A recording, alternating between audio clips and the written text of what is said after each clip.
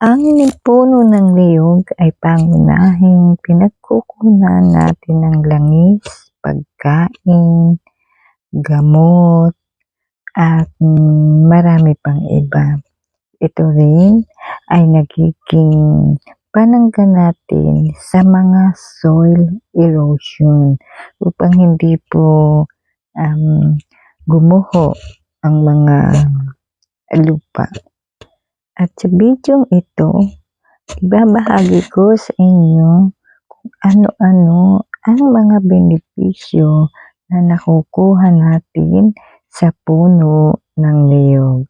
Ito rin ay tinaguriang the tree of life. Ibig sabihin talagang lahat po ay narito na sa niyog.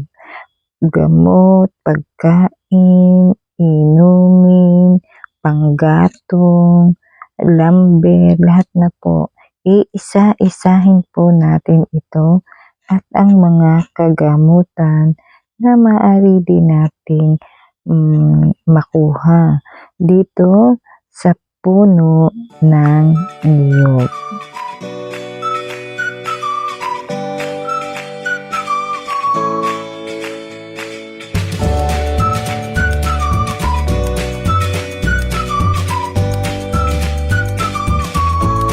Bawat parte ng punong ito ay tunay na marami tayong makukuhang benepisyo at pakinabang.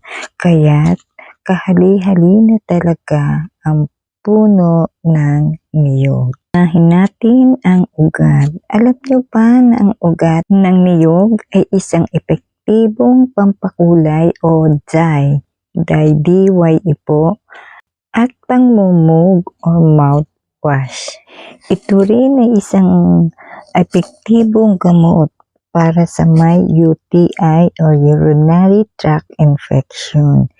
Maglaga lamang po kayo ng 3 hanggang 5 na yung pong ang haba ay mga 5 feet at gawin niyo pong tubig sa loob ng 1 linggo or hanggat hindi po kayo gumagaling sa inyong UTI. At ang maliit naman nitong bunga o tinatawag ng buko pa na yan pong maliliit, ito po ay mainam na panlinis ng ating kidney. Ganon din, yan po ay ginagamit din na pangkulay. Maari din po yan pagkuhanan ng pangkulay, kulay brown, yan nakukuha po dyan. At maari din po yan na ang pinakang laman yan, yung murang laman yan ng buko ay kinakayod at itinatapal sa may mga goiter, sa tapat po ng goiter. At ang sabaw naman ito ng bunga ay marami ring pakinabang. Tulad ng buko juice, ang buko juice ay nagpapababa ng blood pressure, panlaban din sa pagod. Nagpapalakas ng cardiovascular health. Ang pag-inom ng buko juice ay makakaiwas tayo sa kidney stone. Nakakatulong sa taong may diabetes. Nakakatulong din sa pagbawas ng timbang. Panlaban din ito sa mga virus infection. Pang-detoxify ng ating katawan. Mabuti sa balat, sa kidney, at urinary tract health. Kung tayo ay malayo sa mga supply ng buko juice, maaari naman po tayong bumili ng mga nasa bote na, katulad po ng mga ito.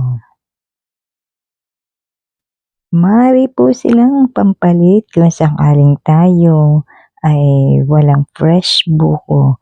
Yan po ay buko juice ay mga sariwa din na inilagay lamang sa bote.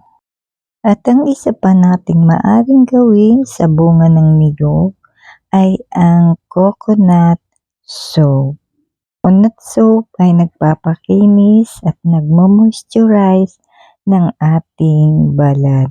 Kaya pwede po palang niyog ay gawing sabon tulad po nito. Ang coconut soap ay nagpapakinis at nagpapamoisturize ng ating skin. Kung tayo po ay dry ang balat, magsabon po kayo ng coconut soap.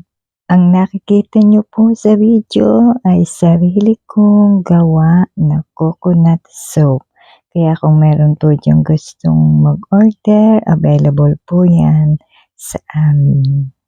At hindi lamang po yan, marami pong brand ng coconut soap ang inyong maaring pagpilian. Katulad po ng mga nakikita nyo sa video. At hindi lamang sabon, nakakagawa din tayo ng coconut lotion bar. Nakikita nyo po ay sarili ko ding produkto. Yan po ay para sa mga dry skin. Yun po bang lalo na sa binti? Naku, maganda po yung ilagay. Nakakagawa rin tayo sa coconut ng shampoo. Alam naman po natin na ito ay nagagawa sa ating coconut and shampoo. Anti-dryness din po yan at nakakalinis na mabuti at nakakapigil upang hindi po manlagas o manlaglag ang ating mga buhok. Iba't ibang kampanya din po ang gumagawa ng coconut shampoo. At siyempre, hindi pwedeng mawala ang ating gata. Yan po, iba't iba ding company ang gumagawa ng coconut milk gata. Yung pong gata ng niyog. At napakaraming pinaggagamitan yan sa ating mga lutuin. Ang langis, siyempre, yan ang number 1 na nagagawa sa ating niyog. Virgin coconut oil. Ayan, marami din pong kampanya ang gumagawa ng iba't ibang version ng virgin coconut. At maging ang coconut sugar ay nakakagawa din. Yes, nakakagawa po yan ng coconut sugar sa pamamagitan ng niyog. Ang sabaw po ng niyog ay niluluto. Yung pong pinakasabaw, kinukuha na dun sa taas. Yung po bang makikita nyo po sa, mamaya po makikita ko sa video, yung pagkuha ng ng niyog. Sa bulaklak pa lang po, kinukuha na nila yung sabaw ng niyog at ito ay ginagawang cocoa sugar. Yan po yung larawan na aking sinasabi. Kung paano makagawa ng cocoa sugar. Medyo mahirap po ang proseso niya kaya hindi ko po maituro dito. Pwede din tayong makagawa ng tinapay. Yan po, butter coconut, paborito ko po yan. Nissin, paborito ko po yan, baka naman. At iba't ibang company ang gumagawa din ng butter coconut na biscuit. Masarap po yan. Paborito ko yung mga version ng coconut. Ilan na po dyan yung natikman ko. At syempre, desiccated. Marami din pong nagagawa sa desiccated na nagmula din sa ating niyog. Suka. Yes, of course, suka. Yung pong sabaw ng niyog ay pinaasim at pinaaarawan upang maging suka. Medyo mahirap din po ang proseso noon kaya hindi ko na dito nabanggit. Siyempre, ang ating coco jam. Masarap din po yan na palaman sa ating tinapay. At nagagawa din po yan alak or wine. Lambanog dito sa amin sa Quezon. mga red wine. Yan po mga yan, iba't iba ding kampanya ang gumagawa ng alak na nagmula sa niyog. Nakakakuha tayo ng lamber o kahoy na ginagawa nating sangkap sa paggawa ng tindahan, bahay. Meron din po kasing bahay sa mga probinsya na ginagamitan ng coco lamber.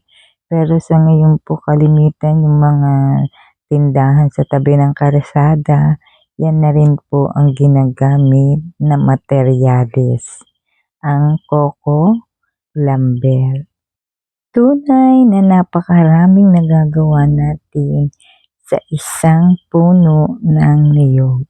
Magmula sa kanyang ugat, katawan, bungang buko pa lang, bungang mura, bungang magulang, at ang kanyang yung pong dahon nagagawang walis, at mga pagkain nagmumula sa kanyang bunga, at ganun din ang mga gamot. Sadyang napakahiwaga at napakagandang puno po talaga ng puno ng niyog. Ito po ay meron din akong tanim sa aking harapan.